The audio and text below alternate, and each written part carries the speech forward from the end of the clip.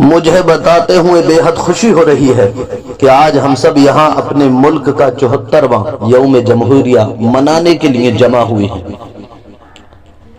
ہم یہ یوم جمہوریہ کیوں مناتے ہیں؟ 26 جنوری کیوں مناتے ہیں؟ اس کا ریزن کیا ہے؟ ہم اور آپ سبھی مناتے ہیں، جھنڈا پھہرایا جاتا ہے، لیکن ہمیں معلوم ہونا چاہیے کہ ہم 26 جنوری کیوں مناتے ہیں۔ یہ 26 جنوری ہمیں ایسے ہی نہیں ملا، بڑی قربانیوں کے بعد ملا ہے۔ یہ علماء اکرام کے صدقے میں ہمیں ملا ہے۔ علماء اکرام کی بڑی قربانیاں ہیں اس میں، جب جا کے کہیں ہم کو یہ 26 جنوری یوم جمہوریہ ملا۔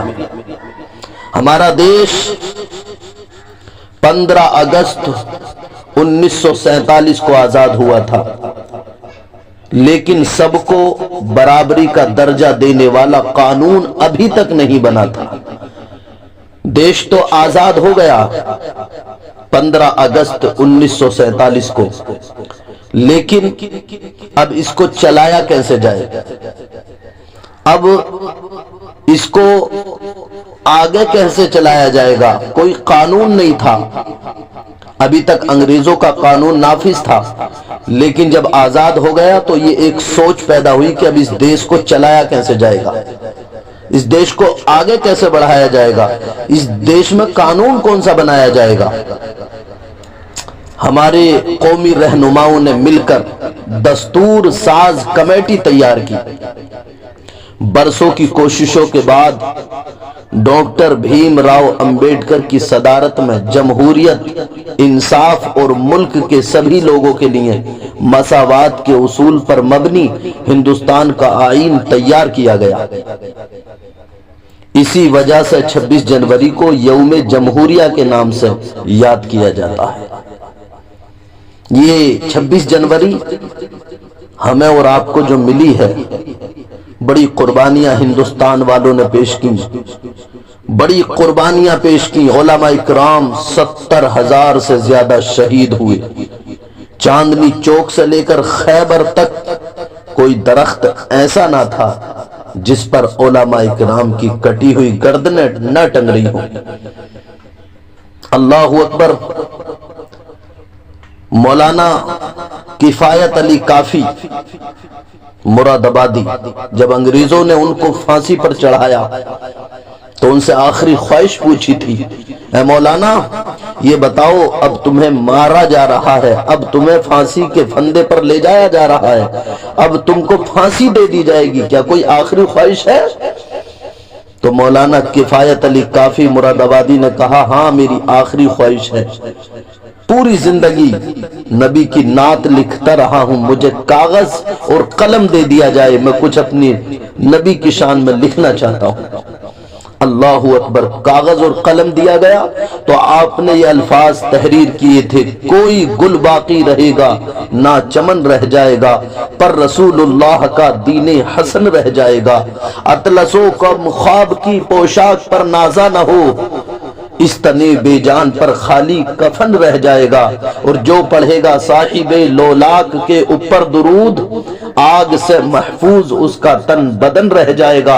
اور کہا تھا چیلنج دیتے ہوئے، ہم سفیر و باغ میں ہیں کوئی دم کے چہچہے، بلبلیں اڑ جائیں گی سونا چمن رہ جائے گا، اور سب فنا ہو جائیں گے کافی و لیکن حشر تک، سب فنا ہو جائیں گے کافی و لیکن حشر تک، نعت حضرت کا زبانوں پر سخن رہ جائے گا، نعت حضرت کا زبانوں پر سخن رہ جائے گا۔ اور پھر آپ کو پھانسی دے دی گئی، علماء اکرام کو پھانسیاں دے دی گئیں، علماء اکرام کو شہید کیا گیا۔ اللہ اکبر۔ ان انگریزوں کے خلاف فتویٰ دینے والے علماء اکرام تھے، یہ مدرسے والے تھے، یہ قرآن پڑھنے والے تھے۔ اللہ اکبر۔ جو سب سے آگے چلے، ان سے جا کے ٹکرائے، ان سے جا کے لڑے اور اپنے ہندوستان کو آزاد کرا دیا۔ یہ ان کی قربانیوں کے صدقے میں ہم اور آپ کو 26 جنوری ملا ہے۔ اگر ان کی قربانیاں نہ ہوتی، انہوں نے اپنے آپ کو شہید نہ کیا ہوتا، اللہ اکبر، تو ہمیں 26 جنوری نہیں ملتا۔ اللہ اکبر۔ 26 جنوری کو ہمارے دیش میں جو قانون ہے اس کو لاگو کیا گیا تھا 26 جنوری کو، ایک قانون بنا، اور قانون بننے کے بعد یہ 3 سال کی لمسم مدت میں تیار کیا گیا قانون 26 نومبر 1949 کو اس کو ایکسپٹ کیا گیا، قبول کیا گیا، اور پھر 26 جنوری 1950 میں اس کو پورے دیش میں لاگو کر دیا گیا۔ اسی لیے ہم یوم جمہوریہ کے نام سے اس دن کو جانتے ہیں اور اس دن کو بڑی آن بان شان کے ساتھ مناتے ہیں، اور اسی دن کے حوالے سے ملک بھر میں مختلف مقامات پر پروگرام، تقریبات منعقد کیے جاتے ہیں، اور اسے خاص طور سے مدرسوں میں، اسکولوں میں اور سرکاری دفتروں میں بڑی دھوم دھام سے منایا جاتا ہے۔ یوم جمہوریہ ہمارا قومی تہوار ہے، تمام مذاہب کے لوگ مل جل کر اس تہوار کو مناتے ہیں۔ اس تہوار کا خاص تعلق کسی ایک کی ذات سے نہیں ہے، کسی ایک مذہب سے نہیں ہے، کسی ایک برادری سے نہیں ہے، بلکہ سب لوگ، چاہے وہ ہندو ہو، چاہے مسلمان ہو، چاہے سکھ ہو، چاہے عیسائی ہو، سب مل جل کر مناتے ہیں۔ اسی دن ہم کو یہ عہد کرنا چاہیے کہ ہم اپنے ملک کے آئین کی برقرار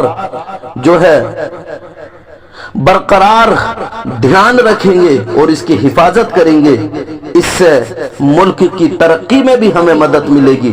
تو یہ 26 جنوری اسی دن ہمارے ملک میں قانون کو لاگو کیا گیا تھا، اس لیے ہم اس کو یوم جمہوریہ کے نام سے جانتے ہیں اور آن بان شان کے ساتھ اس کو مناتے ہیں۔